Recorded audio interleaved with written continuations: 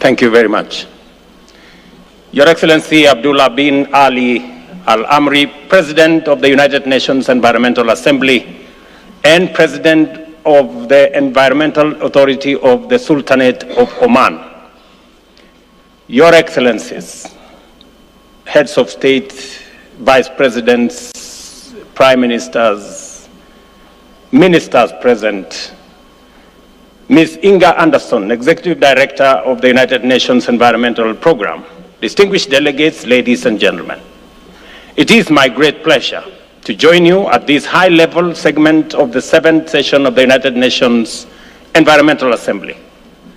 Your presence here in Nairobi reaffirms UNEP's position as the world's premier forum for shaping collective, decisive, and science-based response to the most urgent environmental challenge of our time.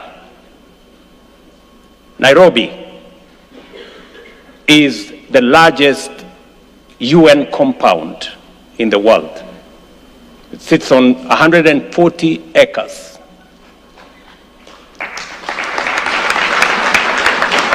And you will have a taste of environment around this compound.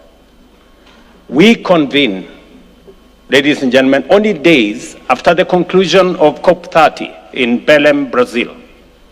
It was a demanding negotiation and expectations were not fully met, but a tense global climate. Parties managed to keep multilateralism alive and send an unmistakable signal that the green transition is irreversible. Our task here in Nairobi is to translate these signals into concrete, actionable outcomes that address the triple planetary crisis of climate change, biodiversity loss, and pollution. For Africa, climate change is not an abstract debate. It is a daily experience. Just days ago, Kenya was compelled to declare a national drought emergency in 20 counties, leaving our citizens at risk of severe hunger and water scarcity, and as delayed rains and climate stress devastate crops and livestock. Across our continent, from failed harvests to destructive floods, from intensifying storms to conflict worsened by resource scarcity, Africans are paying the price for a crisis they did not create. These extremes are becoming the new global normal. A few weeks ago, Hurricane Melissa struck Jamaica with unprecedented force, causing economic damage that is equal to the country's entire annual GDP. When I spoke to Prime Minister Holness when this hurricane struck, it was clear from his tone that that hurricane was devastating. In Southeast Asia, a single station in Vietnam recorded more than 1.7 meters of rainfall in just 24 hours. A rare cluster of cyclones triggered deadly floods and landslides in Indonesia, Sri Lanka, Thailand, killing thousands and displacing millions. Annual property losses from natural disasters have now been estimated at US dollars 150 billion. For Africa, these numbers add to the existing burdens of debt, infrastructure deficits, and limited fiscal space. Behind each statistic is a farmer, a small business, a community uprooted. They are the human face of a crisis accelerating faster than our institutions can keep pace. Meanwhile, the global economy is undergoing profound transformation. Artificial intelligence, digital technologies, and electrification are reshaping how we produce, work, and trade.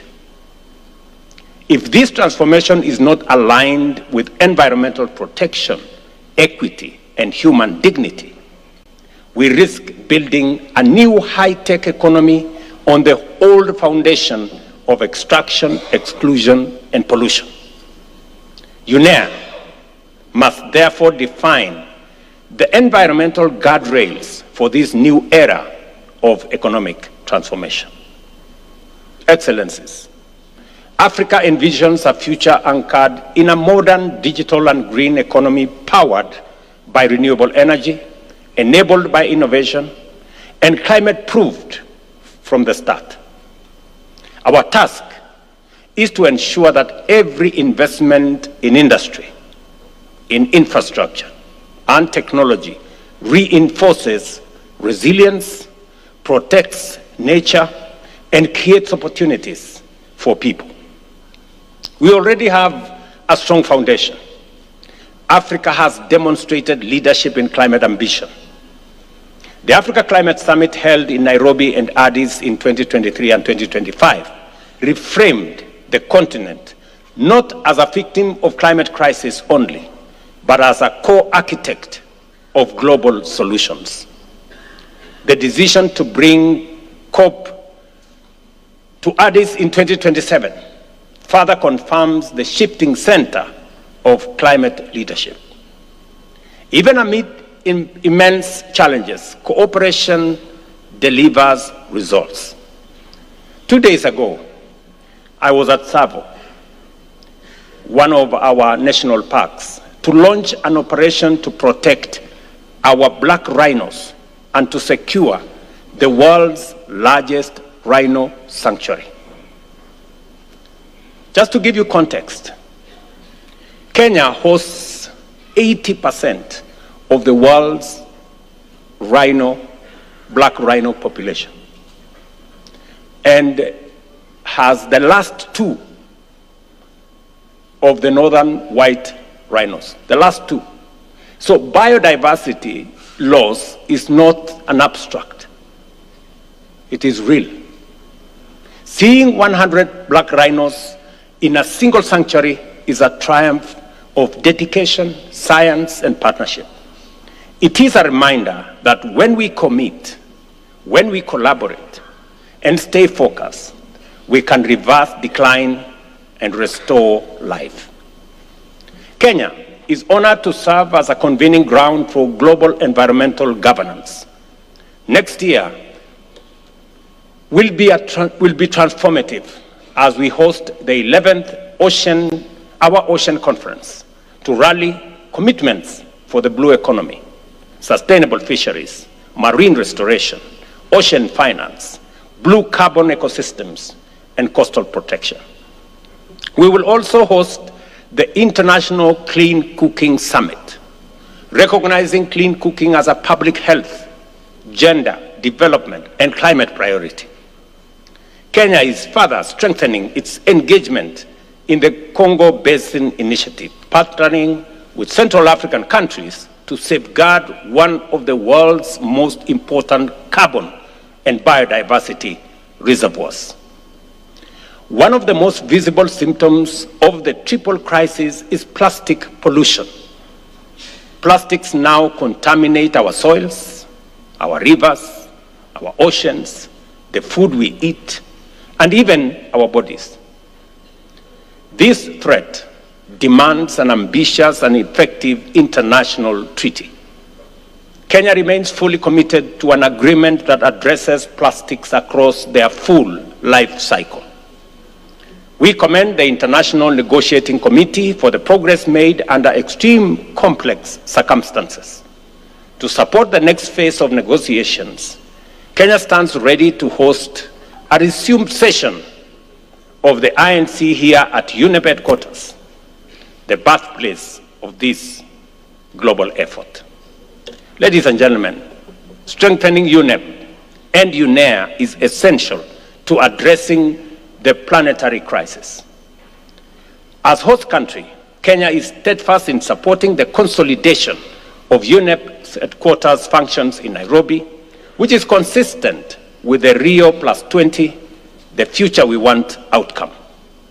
A stronger UNEP, working closely with the broader UN system, will deliver more coherent, cost-effective, and inclusive global environmental governance.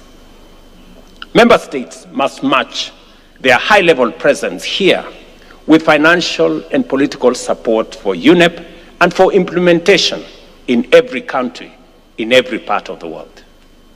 Environmental commitments must be backed by finance, technology, and capacity, especially for countries that are asked to safeguard global public goods while struggling with poverty and limited fiscal space. Excellencies, environmental action and economic transformation must move together. We can decouple growth from emissions and pollution, creating new jobs, industries, and markets. But this transformation must be fair, accessible, and also affordable. It cannot succeed if countries of the global south are asked to protect the planet while their people sink deeper into hardship. Nairobi has always been a city of dialogue, a place where difficult truths are spoken, where consensus is forged, and where compromise is achieved without surrendering ambition. Let this UNEP 7 send 3 clear messages: that multilateralism works when nations show up, negotiate honestly, and act decisively; that Africa will not only bear the brunt of climate impacts, but will also lead in providing solutions; and that we are committed to aligning our economies with planetary boundaries that ensure that jobs, dignity, and prosperity for our people go hand in hand with a stable climate, thriving biodiversity, and a pollution-free future. I urge this assembly to rise to the occasion and take decisions that can be felt in people's lives and seen in our natural world. In doing so, we protect citizens, future generations, and all life that depend on this planet. And because you too deserve to experience the country you help protect, I invite you to take some time to enjoy magical Kenya, our landscape, our wildlife, our oceans, and the warmth of the Kenyan people. In that same spirit, I extend a warm invitation to you to join us tomorrow as we mark 62 years of our hard-won independence, a celebration of our resilience, our democratic journey, and our shared commitment to safeguard the natural heritage that sustains us. I thank you for your attention.